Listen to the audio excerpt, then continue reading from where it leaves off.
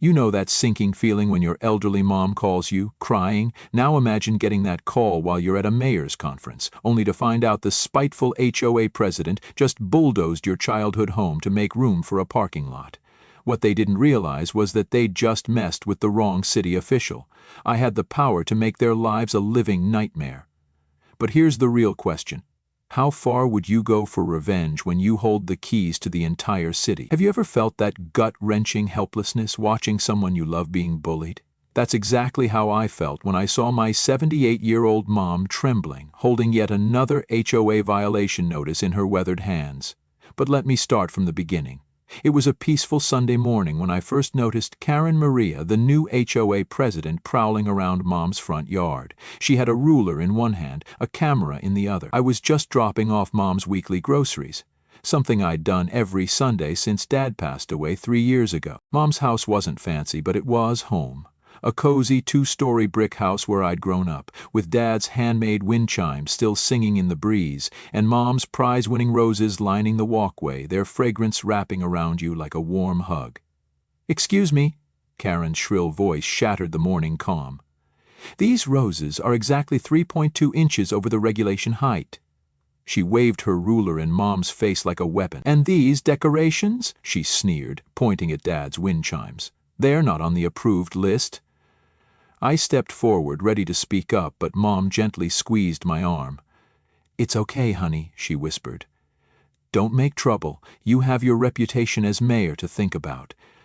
That's the thing about my mom, always thinking of others first. Even with this woman practically breathing down her neck, she was worried about my career. If only I'd known then what was coming, I wouldn't have just nodded and driven away to my next city meeting. The violation notices started arriving daily after that. First it was the roses, then the wind chimes. Soon Mom was getting cited for everything, from non-regulation mailbox color to excessive bird activity at her feeders. Each notice came with a fine, each fine bigger than the last. I tried reasoning with Karen at the monthly HOA meeting. These regulations weren't in place when my mother's house was built, I explained, keeping my blood was boiling. She's lived here for 40 years. Karen just smiled, that fake smile of hers, adjusting her designer glasses.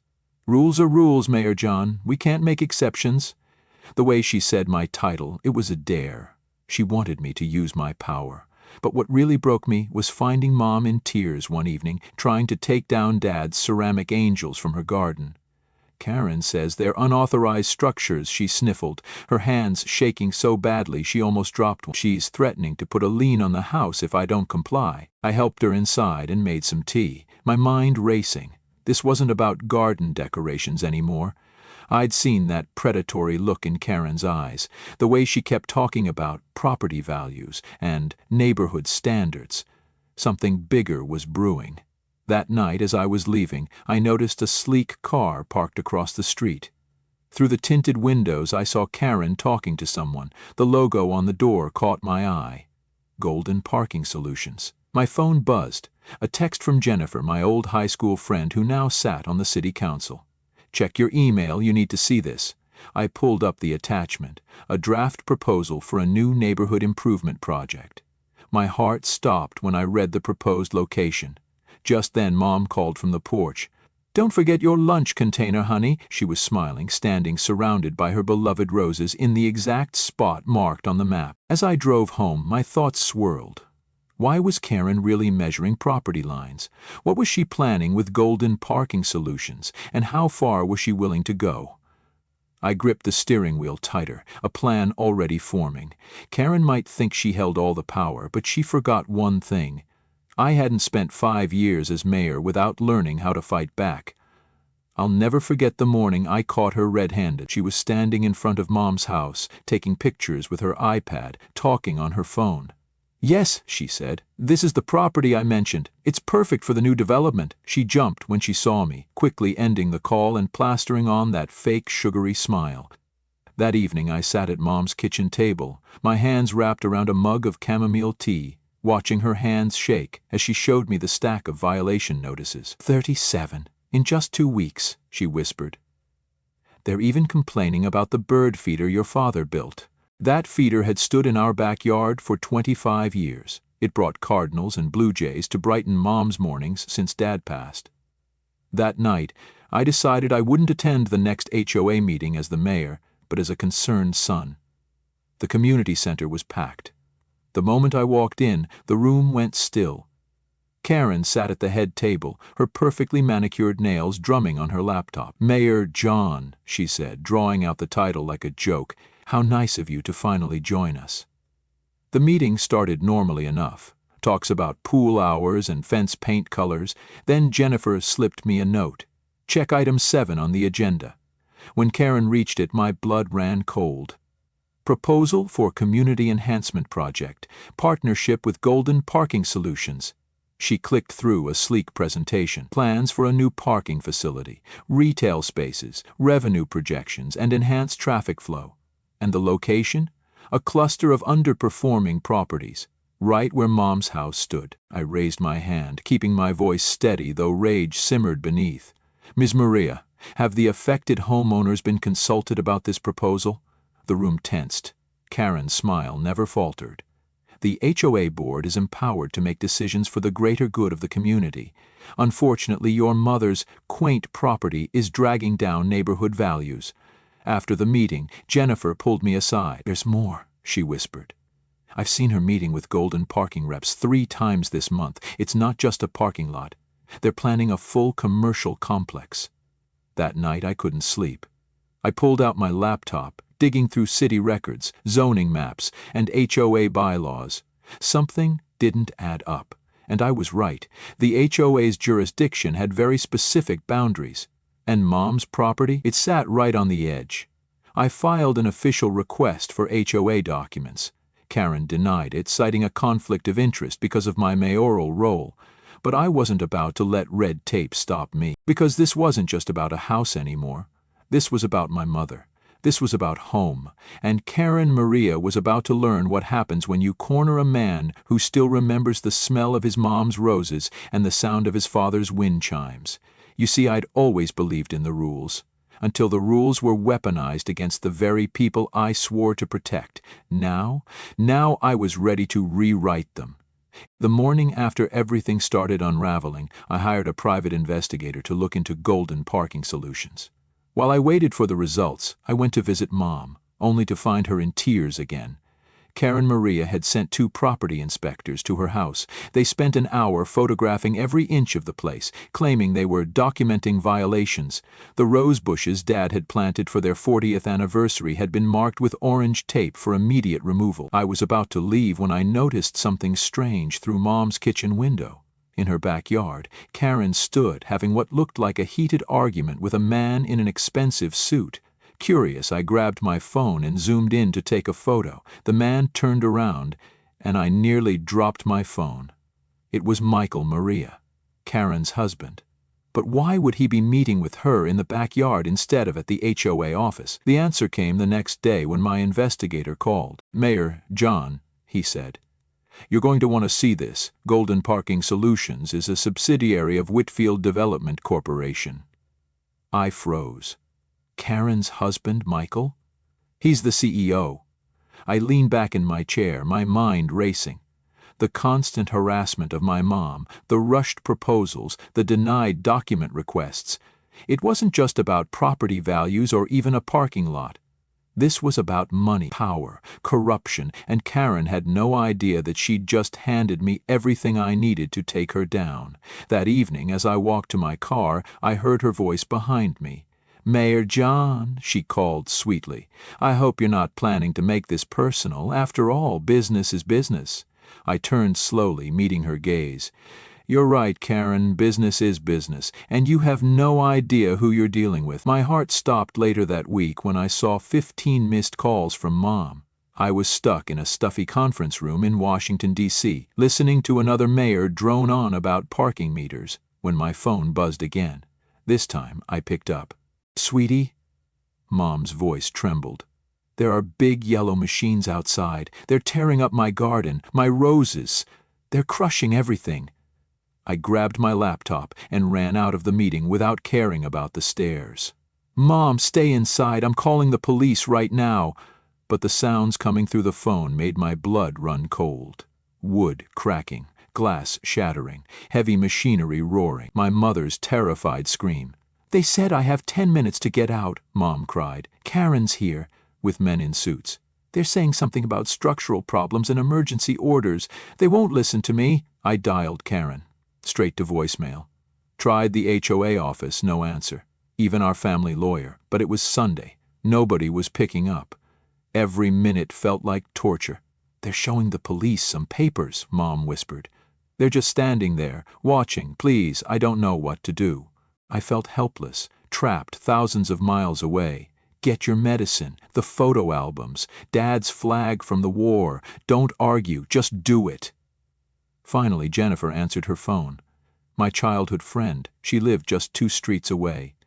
"I'm already here," she said, her voice tight with anger. "It's bad, really bad. They've got 3 bulldozers and a full demolition crew. Karen's on her porch drinking champagne like it's a show." I could hear the chaos in the background. "Your mom needs to get out now. They're not stopping." Another crash. Mom was sobbing now. "The photos. There's too many. Jennifer's trying to help, but they won't give us more time." "Leave them," I ordered, hating every word. "Just get out. Please, Mom, get out now." The next few minutes were a blur. I called the governor's office, every media outlet in the state, my emergency response team. But it was like pushing against a brick wall. By the time I got through to someone with real authority, it was too late. I watched it happen, on Jennifer's live stream. The house where I learned to ride a bike. Where Mom baked cookies every Sunday. Where Dad taught me to fight fair and stand tall. Reduced to rubble in under an hour. Karen stood there the whole time, sipping champagne, that smug smile on her face as my mother sobbed in Jennifer's arms.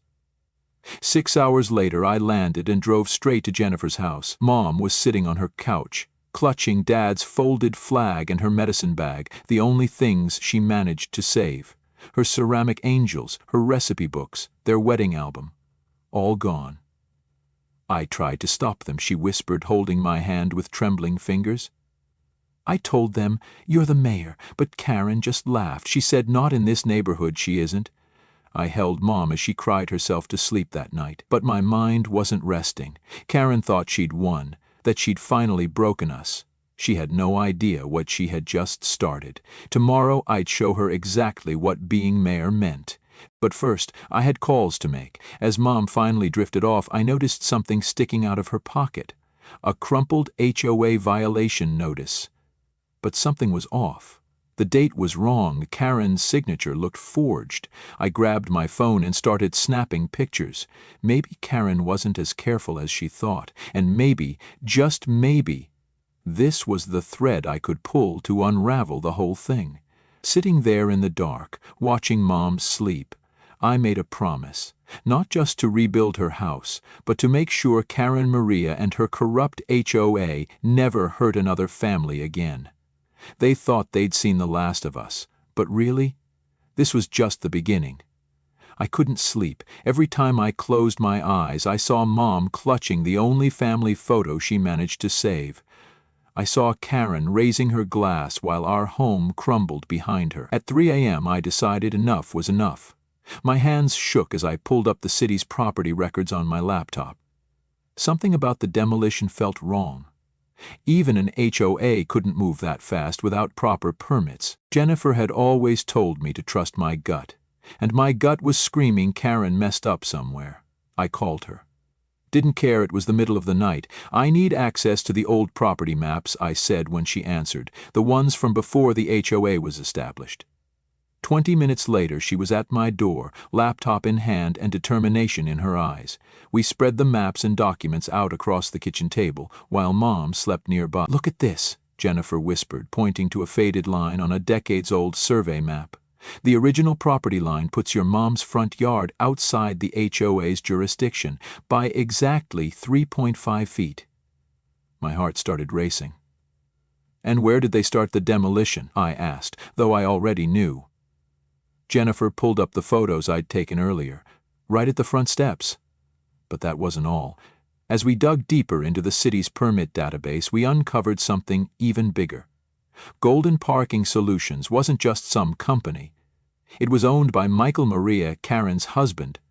The same company that received the exclusive contract for the demolition and future parking lot construction, worth millions. Just then, my phone buzzed. A text from Mike Reynolds, my old college roommate. He now worked at the State Inspector General's office. "Call me. Urgent. I think I've got something that'll bury her."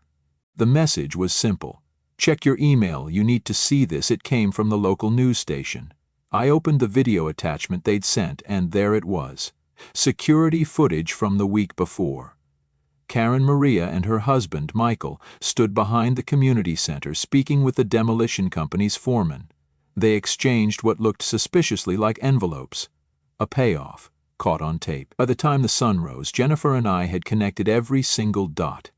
Karen hadn't just bulldozed my mom's house. She had orchestrated an entire scheme, from bogus violation notices to emergency demolition orders to a rigged parking contract, all designed to fatten her pockets. Her arrogance had made her sloppy. The trail she left behind wasn't just suspicious, it was airtight. Even a first-year law student could follow it. That morning I made Mom her favorite breakfast, blueberry pancakes with extra syrup, and told her gently but firmly to trust me. Then I called an emergency meeting with the city's legal team. They were stunned and excited. This was the kind of case that could set legal precedent across the state. By noon we had a rock-solid strategy. That afternoon I walked calmly into the HOA office and requested to see their demolition permits. Karen's assistant stammered, "They're in process." I smiled, remembering something Dad always used to say, "Keep your friends close and your evidence closer." Just then Karen strutted in, wearing her usual smirk. "Mayor John, what a surprise," she said. "Coming to terms with progress?" She gestured to the rubble visible through her office window. I watched her face as I pulled out a photo and placed it quietly on her desk, a still from the security footage showing her and Michael handing envelopes to the demolition crew. Her smirk vanished faster than a snowman in July. "Where did you get that?" she demanded, reaching for the photo. I pulled it back before she could touch it, then laid out more. Property maps, zoning violations, contract documents, proof of every deceitful move she had made. "You know, Karen," I said, "my dad used to say the best revenge is serving justice with a side of karma." The color drained from her face as she realized just how deep she was in. She reached for her phone to call Michael, but I was already at the door. "Oh, and Karen?" I turned back. "Tonight's HOA meeting? You'll want to bring your lawyer." As I walked to my car, I heard her frantically dialing numbers, but it was too late. The evidence was already in the hands of the district attorney, and copies had been emailed to every member of the HOA board. Mom's roses might have been gone, but justice was about to bloom in their place. I looked at my watch. 6 hours until the HOA meeting. 6 hours until Karen learned what happens when you bulldoze the wrong mayor's mother's house. And this time, the whole neighborhood would be there to watch her world crumble, just like she watched my mom's home fall. I walked into City Hall that evening with a heavy briefcase and an even heavier heart. This wasn't just about my mother anymore. It was about every family Karen Maria and her HOA cronies had bullied over the years. My hands shook slightly, but my voice wouldn't. The council chamber was packed. News cameras lined the back wall, their blinking red lights like tiny warning signals. Karen sat in the front row, in her designer suit, flashing that fake smile she always wore when she thought she was winning. She even had the nerve to wave at me. I stepped to the podium. "Last week," I began, "many of you watched as bulldozers destroyed my mother's home, a home she'd lived in for 40 years.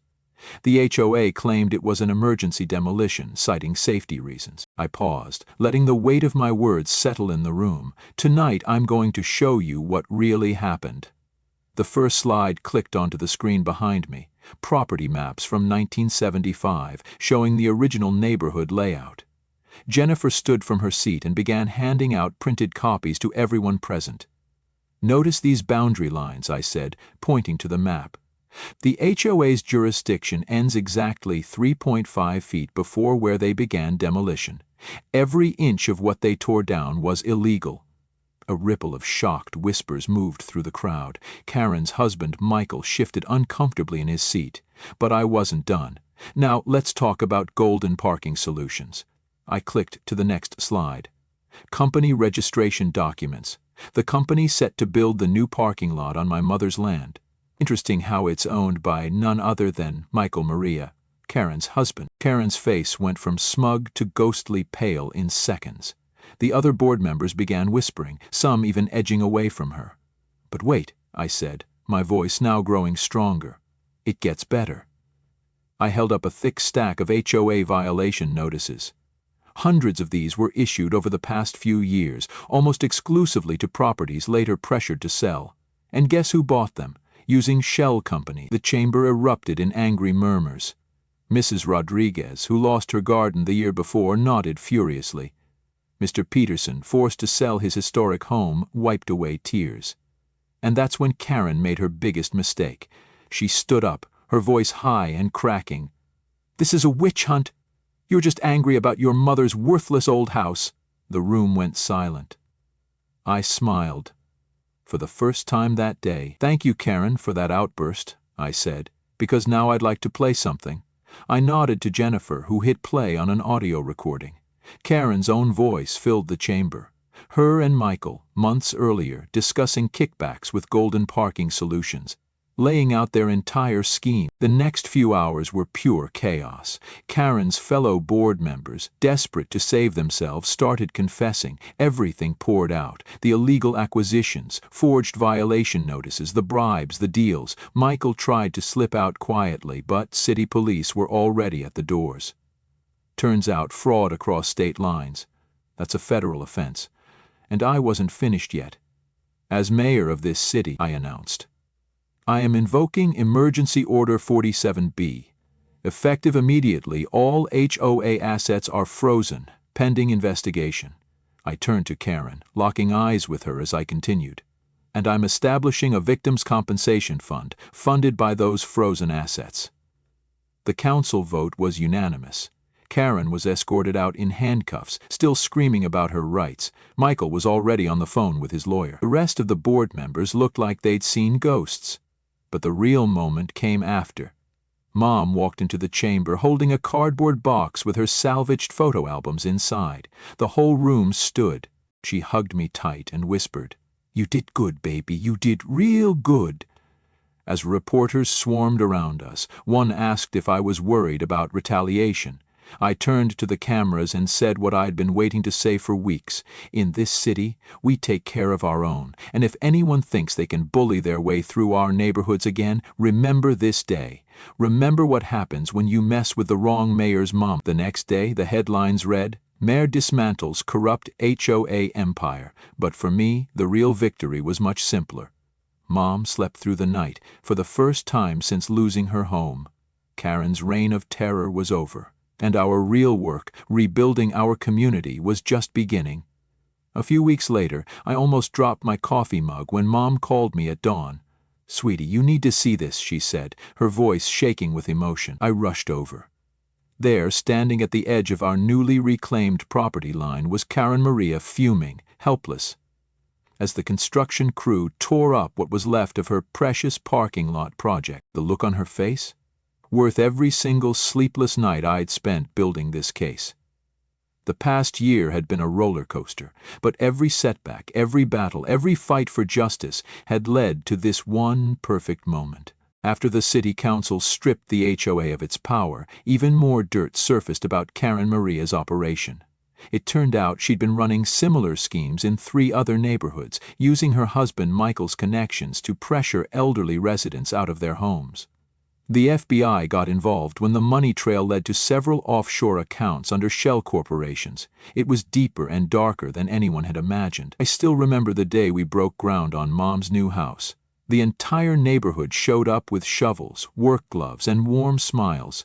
Even Mrs. Rodriguez, who rarely left her house, was there. Jennifer organized a community potluck, and someone set up a GoFundMe for the other families Karen had hurt. The local news couldn't get enough of the story. Their favorite headline? "Corrupt HOA meets its match, thanks to Mayor's mom." The new house rose slowly, but we made sure to do it right. Mom insisted on keeping the same layout as her old home, but I added some quiet upgrades.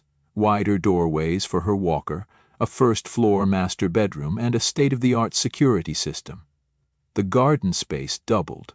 with a special corner dedicated to Dad's favorite flowers.